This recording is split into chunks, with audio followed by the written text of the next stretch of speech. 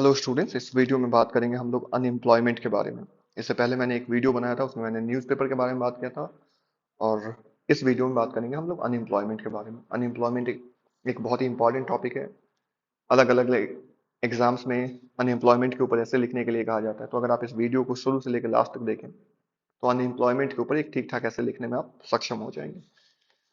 तो बिना समय गंवाए हम लोग चलते हैं ऐसे की तरफ। इससे पहले मैंने बताया था एक और वीडियो में, तो मैं इसे पहले हटा देता हूँ ताकि मैं प्रॉपरली आपको एक्सप्लेन कर सकूँ। ठीक है। अनएम्प्लॉयमेंट का मतलब बेरोजगारी होता है, उम्मीद है आपको ये पहले से पता होगा, है ना। और अनएम्प्लॉयमेंट और प्रॉब्लम ऑफ अनएम्प्लॉयमेंट, अनएम्प्लॉयमेंट या अनएम्प्लॉयमेंट की जो समस्या है उसके बारे में बात करेंगे हम लोग इस वीडियो में। इस वीडियो को देखने से पहले आप सुनिश्चित कर लें कि आपके पास पेन और पेपर है, ताकि जो मैं इंपॉर्टेंट वर्ड्स एक्सप्लेन करूँ या इंपॉर्टेंट स्ट्रक्चर्स को बताऊँ तो आप साथ साथ नोट करते हुए चलें। ठीक है। अनएम्प्लॉयमेंट यहाँ है, unemployment is a very serious issue. ये एक बहुत गंभीर मुद्दा है, नॉट ओनली इन इंडिया, सिर्फ इंडिया में ही नहीं, but also in the whole world, पूरी दुनिया में। ठीक है। इशू का मतलब मुद्दा, और सीरियस मतलब क्या होता है, गंभीर होता है। ठीक है। ये दो लाइन और ये लाइन जो है, ये अनएम्प्लॉयमेंट का डेफिनेशन है। कोई अगर आपसे पूछे व्हाट इज अनएम्प्लॉयमेंट, तो आप इस लाइन का यूज कर सकते हैं। अनएम्प्लॉयमेंट होता है when a person is willing to work, जब कोई व्यक्ति काम करने का इच्छुक हो but can not find a job, लेकिन उसे नौकरी नहीं मिलता है। इसमें एक इंपॉर्टेंट वर्ड है, मैं उसे एक्सप्लेन कर देता हूँ। विलिंग टू बहुत इंपॉर्टेंट फ्रेज है, आप इसे यूज कर सकते हैं। Willing to plus V one मतलब होता है कोई काम करने का इच्छुक होना। और ये बी फॉर्म से बनता है। बी फॉर्म से मतलब इज एम आर की मदद से आप इसे बनाते हैं। जैसे I am willing to go there, मैं वहां जाने का इच्छुक हूँ। He is willing to work, वह काम करने का इच्छुक है ना। ठीक है। अनएम्प्लॉयमेंट की डेफिनेशन को मैं एक बार फिर से रिपीट करता हूँ। Unemployment is when a person is willing to but can not find a job. Unemployment तब होता है जब एक व्यक्ति इच्छुक है लेकिन उसे नौकरी नहीं मिलती। अगले तीन लाइन में अलग अलग तरह का अनएम्प्लॉयमेंट के बारे में बात की गई है। There are different types of unemployment. Unemployment का अलग अलग तरह होता है, अलग अलग टाइप है। मैं एक एक करके एक्सप्लेन करता हूँ। लाइक मतलब जैसे कि। ठीक है। ओपन अनएम्प्लॉयमेंट, ओपन अनएम्प्लॉयमेंट एक ऐसी स्थिति है जिसमें आप कैपेबल है, सक्षम है, लेकिन आपको नौकरी नहीं मिलती है। इस तरह की जो स्थिति है इसे आप कहते हैं open unemployment. Disguised unemployment, disguised unemployment की जो स्थिति होती है वो उस तरह की स्थिति है जैसे इसे आप कह सकते हैं छुपी हुई बेरोजगारी। ये जनरली रूरल, जो ग्रामीण इलाका होता है उसमें आपको देखने को मिलता है डिसगाइज्ड अनएम्प्लॉयमेंट।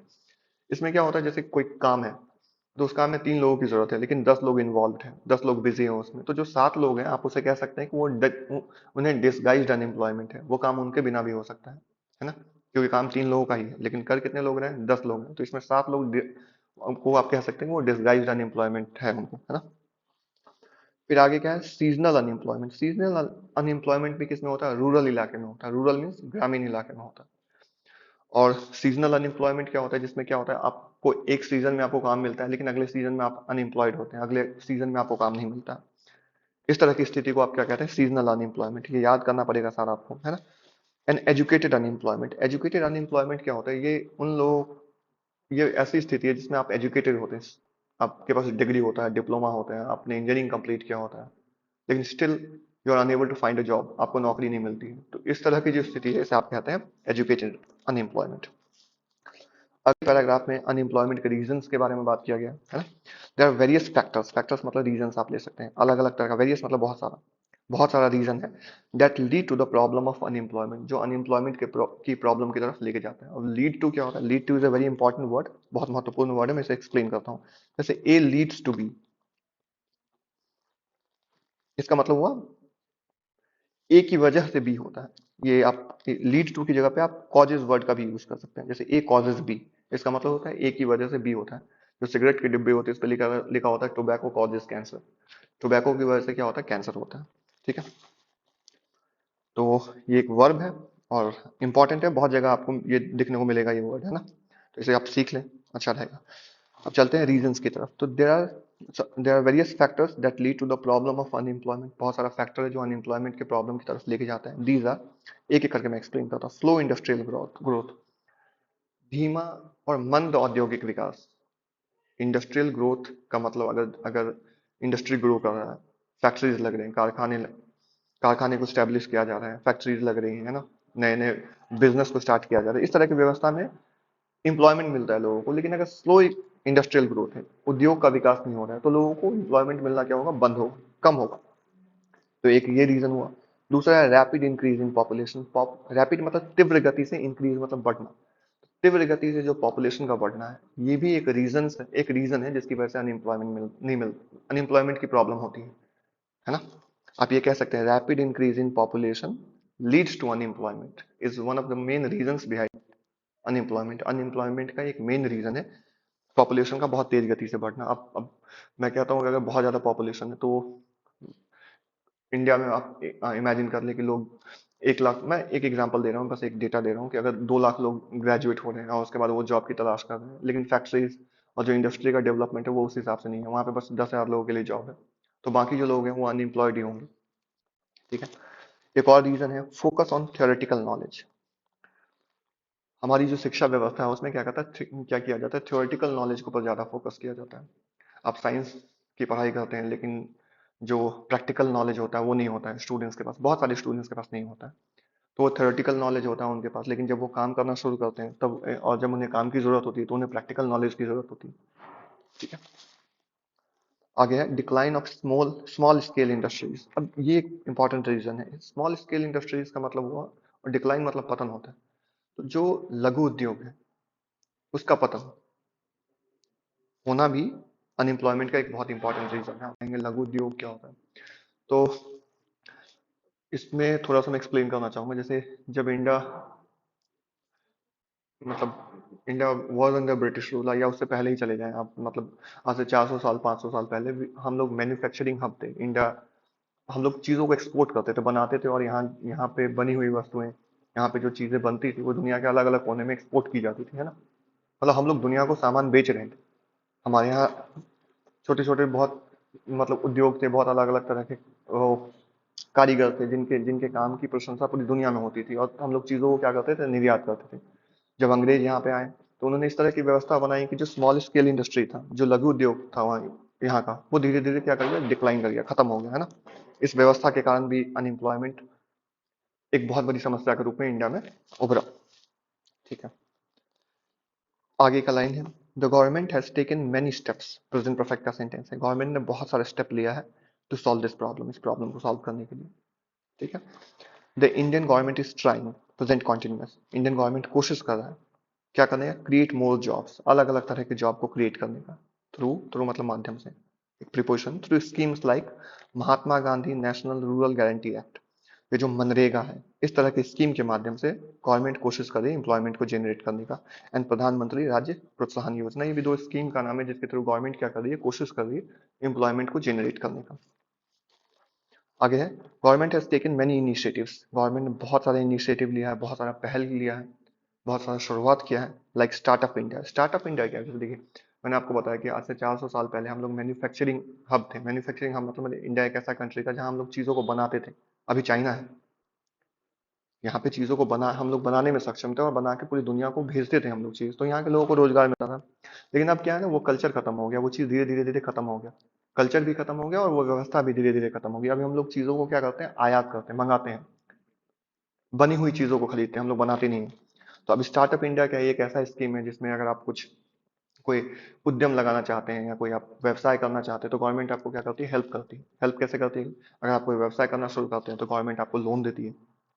अलग अलग विभाग से जो आपको परमिशन चाहिए वो परमिशन आपको बहुत इजीली मिलता है, गवर्नमेंट सपोर्ट करती है। क्योंकि अगर आप फैक्ट्री को स्टैब्लिश करना चाहते हैं तो गवर्नमेंट को पता है कि अगर आप कुछ बनाएंगे तो वहाँ पे 10 लोगों को रोजगार मिलेगा, तो गवर्नमेंट सपोर्ट करती है आपको, सरकार सपोर्ट करती है, सरकार आपको अलग अलग तरह से, इस तरह की अलग अलग तरह से आपको आपके काम को क्या करती है, फैसिलिटेट करती है। फैसिलिटेट करने का मतलब है आपको सहायता प्रदान करने की कोशिश करती है, आपके काम को आसान, जैसे आप कोई बिजनेस स्टार्ट करना चाहते हैं तो ऐसे तो नहीं होगा, आपको 10 जगह से परमिशन चाहिए, है ना, आपको पूंजी चाहिए।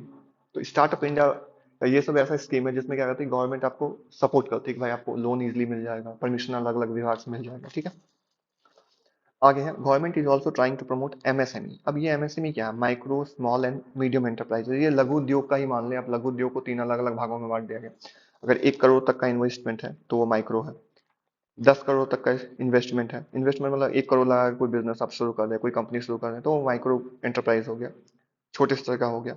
10 करोड़ तक लगा के कर रहे हैं तो वो स्मॉल हो गया, और अगर 50 करोड़ तक का इन्वेस्टमेंट है, 50 करोड़ तक लगा के आप किसी काम को शुरू करें, किसी फैक्ट्री को शुरू करें, तो वो मीडियम हो गया है ना। तो गवर्नमेंट एमएसएमई सेक्टर को प्रमोट कर रही है। मैंने पहले ही कहा कि अगर आप कोई उद्यम स्टार्ट करना चाहते हैं, कोई बिजनेस स्टार्ट करना चाहते हैं, तो गवर्नमेंट आपकी मदद करेगी, टैक्स में रिबेट देगी, आपको छूट देगी, लोन इजीली मिलेगा आपको, ठीक है। और क्यों मिलेगा आपको? क्योंकि अगर आप उद्यम स्टार्ट करेंगे, कोई कोई व्यवसाय शुरू करेंगे, कोई कोई कंपनी स्टार्ट करेंगे, कोई अपना काम करेंगे, तो आप 10 लोगों को रोजगार भी देंगे। और गवर्नमेंट एम्प्लॉयमेंट को प्रमोट करना चाहती है, इसलिए ऐसी व्यवस्था है कि भाई जो एमएसएमई सेक्टर है उसको गवर्नमेंट क्या कर रही है, सरकार क्या कर रही है उसमें, उसको एक मतलब उसको प्रमोट करने के लिए तरह तरह के की फैसिलिटीज प्रोवाइड कर दी है ना। आगे है, students are being skilled, students को स्किल किया जा रहा है, उन्हें ट्रेन किया जा रहा है। एज पर का मतलब होता है क्या होता है, के हिसाब से, as per the demands of the job market के डिमांड के हिसाब से। अब जॉब क्या है ना, जॉब के लिए जिस तरह का स्किल चाहिए, यहाँ इंडिया में एक ये भी समस्या है कि आप पढ़ते कुछ और है, और जब आप जॉब ढूंढने जाते हैं, नौकरी ढूंढने जाते हैं, तो वहाँ वहाँ का रिक्वायरमेंट, वहाँ की जो आवश्यकता है वो कुछ अलग है, वो आपने नहीं पढ़ रखा है, ठीक है। तो इस तरह की पढ़ाई के बल पे आपको नौकरी ढूंढना बहुत मुश्किल होता है। तो अभी क्या किया जा रहा है, जो जॉब का डिमांड है, नौकरी में जो चीज आपसे उम्मीद किया जाता है कि आपको आए, उस हिसाब से स्टूडेंट्स को स्किल किया जा रहा है, ट्रेन किया जा रहा है। अगला है, they are also being motivated, present continuous का पैसिव, उन्हें मोटिवेट किया जा रहा है to start their own business, अपना बिजनेस स्टार्ट करने के लिए। मैं बार बार कह रहा हूँ कि अपना बिजनेस स्टार्ट करना गवर्नमेंट क्यों चाहती है कि लोग करें। हम लोग क्या है, हम लोग जॉब सीकर्स हैं। जॉब सीकर्स मतलब हम लोग नौकरी ढूंढने वाले। गवर्नमेंट कह रही है कि आप जॉब सीकर्स मत बनिए, आप जॉब क्रिएटर्स बनिए। क्रिएटर्स मतलब आप कंपनी स्टैब्लिश कीजिए, है ना, कंपनी स्टैब्लिश कीजिए, कंपनी को स्थापित कीजिए, कोई नया बिजनेस स्टार्ट कीजिए, जहाँ पे आप लोगों को रोजगार दे सके। रोजगार ढूंढने के बजाय गवर्नमेंट स्टूडेंट्स को कह रही है, स्टूडेंट्स को प्रमोट कर रही है, और स्टूडेंट्स को एनकरेज कर रही है, प्रोत्साहित कर रही है कि भाई आप अपना काम शुरू करें ताकि और लोगों को भी रोजगार दे सके, है ना। फिर भी a lot is needed to be done, बहुत कुछ किए जाने की जरूरत है। ऐसा नहीं है कि हम लोग एक ऐसी स्थिति में हैं जहाँ पे इन बस इतना ही हम कर ले तो सब कुछ हो जाएगा और अनएम्प्लॉयमेंट की प्रॉब्लम क्या हो जाएगी, खत्म हो जाएगी, समाप्त हो जाएगी। ऐसा नहीं है ना, बहुत कुछ किए जाने की जरूरत है। तो ये छोटा सा 150 वर्ड्स के आसपास में लिखा हुआ है ऐसे, ठीक है। इसमें अनएम्प्लॉयमेंट को भी डिफाइन किया गया, व्हाट इज अनएम्प्लॉयमेंट, ये क्वेश्चन का आंसर इसमें है। What are the reasons behind unemployment, इस क्वेश्चन का भी रीजन है। And how we can solve the problem of unemployment, इस क्वेश्चन को भी थोड़ा बहुत एक्सप्लेन किया गया है। तो अगर आप स्पोकन का प्रैक्टिस करना चाहें तो इन तीन क्वेश्चंस को उठा के आप अपने आप से पूछ सकते हैं, अपने ग्रुप में डिस्कस कर सकते हैं, ठीक है। इसका आंसर इस ऐसे से निकल के आ जाएगा। अगले वीडियो में बात करेंगे हम लोग द इंपॉर्टेंस ऑफ एजुकेशन के बारे में, शिक्षा के महत्व के बारे में। उम्मीद है ये आपको वीडियो अच्छा लगा होगा। प्लीज शेयर, ताकि अलग लोगों को भी और स्टूडेंट्स को भी बेनिफिट हो सके। Thank you very much.